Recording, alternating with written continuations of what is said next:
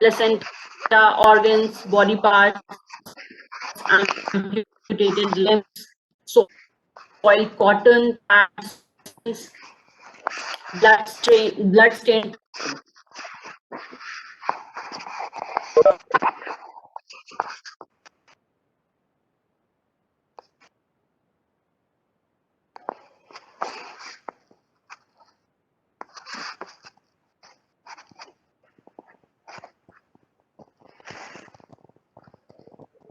Set all tubings like ET tube, urinary catheter, rice tube, suction catheter, etc. Now the blue bag, नीले से नोकीला, all the sharp items. Okay, all sharp items, hypodermic needles, scalpel, blade, and the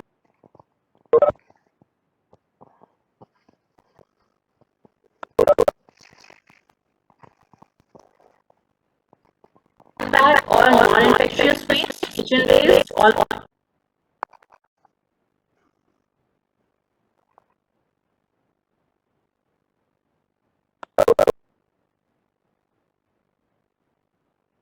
Use. So you have to be very specific when you are writing about the yellow bin, the red bin, the blue bin. So they are all segregated accordingly. Okay. Now there is also treatment and disposal of such waste.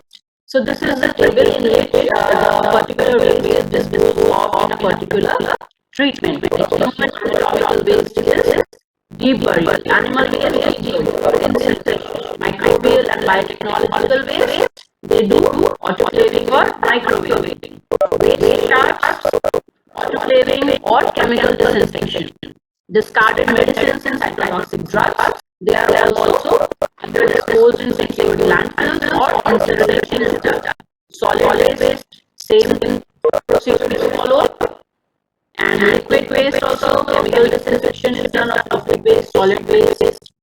And the chemical waste is chemically treated before dumping it into the drain or the landfill.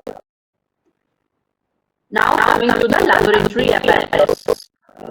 Now these laboratory apparatus normally you all are going to use in the lab.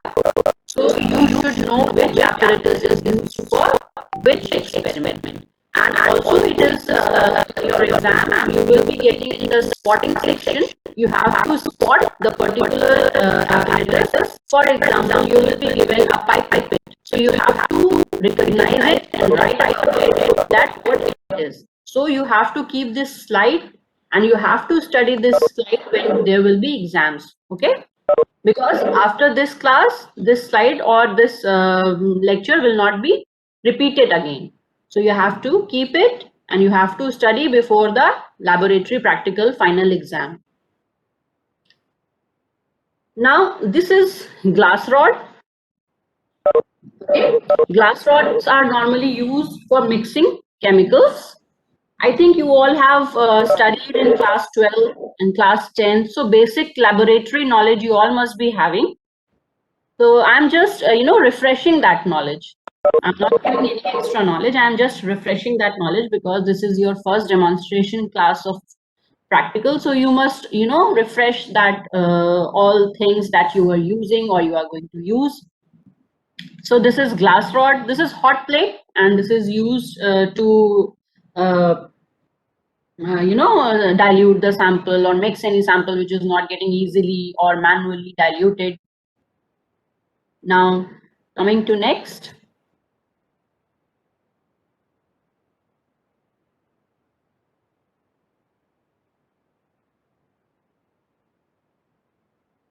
Next is conical flask. It has narrow neck.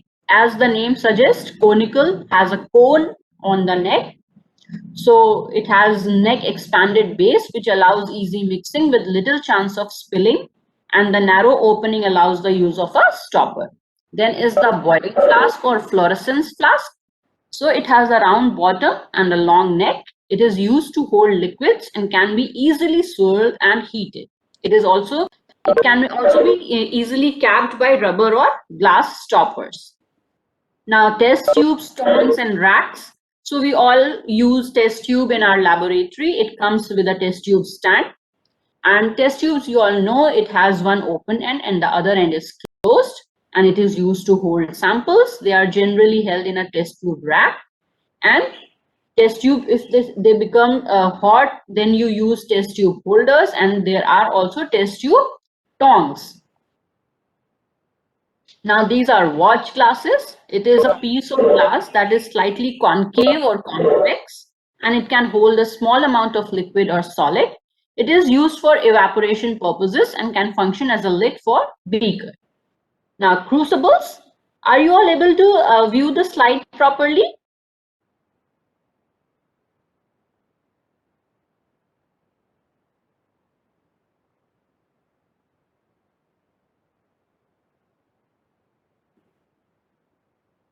Okay, so it is a small clay cup which is made of a material that can withstand extreme temperatures. It is used for heating substances that come with lids. Now these are the funnels, and this is the filter paper. So funnels are usually used to pour the liquid substance, and filter paper, normally we use Whatman filter paper to filter the any which we are in the experiment. If we have to do any filtration, then we use a filter paper. Now this is the graduated cylinder. Graduated cylinder, it has graduation, so you can easily measure around whatever amount of sample you need. This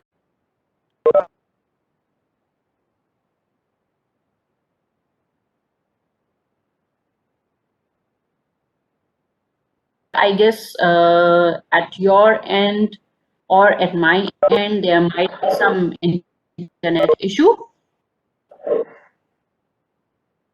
Am I audible now? Yes, ma'am. Okay. And the slides are also visible? Yes, ma'am. Okay. Thank you so much for responding. These graduated cylinders, they are the primary measuring tool for the volume of a liquid, and there are several markings up and down the length of the container with specific increments. Now these are the volumetric flasks. They have round flask with a long neck and flat bottom, and it is used to measure an exact volume of liquid. Now coming to pipettes, you will be using two types of pipettes, that is bulb pipette, which will be having a bulb. So you can easily demarcate between the two pipettes. If there is a bulb, then it is called as bulb pipette. If there are graduations or marks, then it is called as graduated pipette. Okay. Now bulb pipette, they are calibrated for only one single volume. They could be either of 10 ml or 25 ml or 50 ml. But these graduated pipette, you can use different volumes. Like you can also pipette out 1 ml or 2 ml because there is graduation. And in the bulb pipette, there will be only one marking for maybe around for 10 ml or 25 ml. And for in graduated pipettes, you will be having different markings. So you can pipette out 1 ml, 2 ml, 10 ml, 20 ml, whatever will be the limit of the pipette. Now there will be blow pipettes, which you have to blow from your mouth. And there will also be pipette 8, which in Corona time is very important because you don't have to use the pipettes which are blowed by your mouth. So we will be using pipette 8 or pipette filler, and these pipette 8s can easily fit on the blow pipettes, and you can use them with your hand to extract the sample or to dispose the sample. These are the micro pipettes. They are more specific and they can measure in microliters and milliliters. So there are a large variety of micropipettes which can be ranging from 0 to 10 microliter, 10 to 100 microliter, or 100 to 1000 microliter. They are very sensitive and they should be handled very carefully. These are the droppers. Then there is burette when you are going to do your volumetric estimation, as you might have done in your class 12. When you do the titration experiment, burette is used to titrate top and has a narrow pointed opening at the bottom, and it is used for extremely accurate addition of liquid. Okay, this is the burette. This is the ring stand, ring and clamp, which is again used in the titration experiment. This is forceps and spatula. Forceps are used to grab small things like solid chemicals that are broken into chunks, and spatulas are for scooping solid chemicals. This is thermometer and Bunsen burner. Weighing balances, I don't know if you have used it in your class 12 experiment or not. They are used to weigh chemicals, and these balances have small doors either ways so that the air current can pass. So when you have to weigh any sample, you have to close the door so that the air outside do not affect your measurement. To use a balance, first of all, the empty container is kept into the weighing balance, and then the reading is set to 0, and then you have to add your sample, and then again you have to measure. All these things will be shown practically also when you will be coming to the department. Okay, so don't worry, just go through the slide and have a rough idea in your mind so that if you come to the department, you don't come with a blank mind. Now, coming to the good laboratory safety practices, the most important lab safety rule is to follow the instructions. Whether it's your instructor or lab supervisor, you have to follow a procedure, and it's critical to listen and pay attention and be familiar with all the steps from start to finish. If you are unclear about any point, please do raise your query.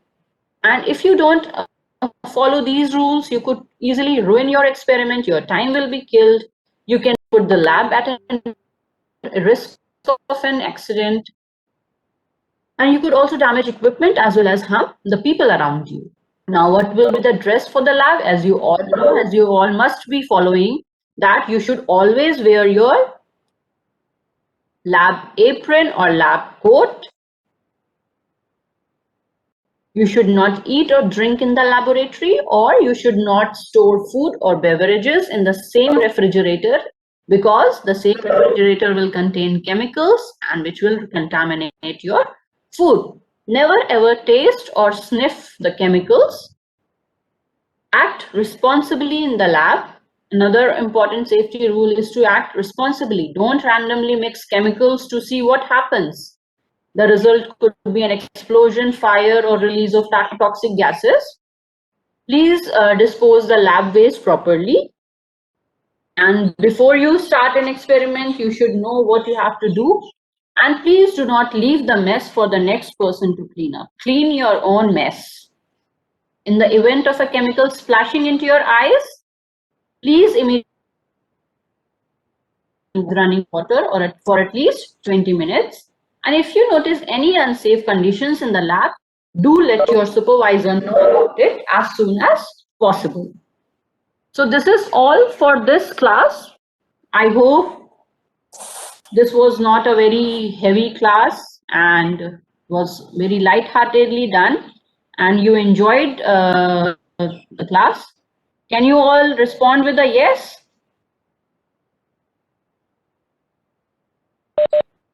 Or shall I be disappointed that it was not good? Ma'am, Yes, ma'am. Are you Yes, all ma'am. sleeping? ma'am, Yes, you all are sleeping? Okay. No, ma'am. So always try to communicate with your teacher, with the senior resident, okay? And we are always there to help you. If you have any query, please drop an email. ma'am, You can also contact us. Everything is provided on the university website. My name is Dr. Minhal. You can kindly find my email and phone number, and this presentation will be uploaded on the website itself. Okay, okay, ma'am. you can download from there. Okay, thank you everyone. Have a good day. Take care.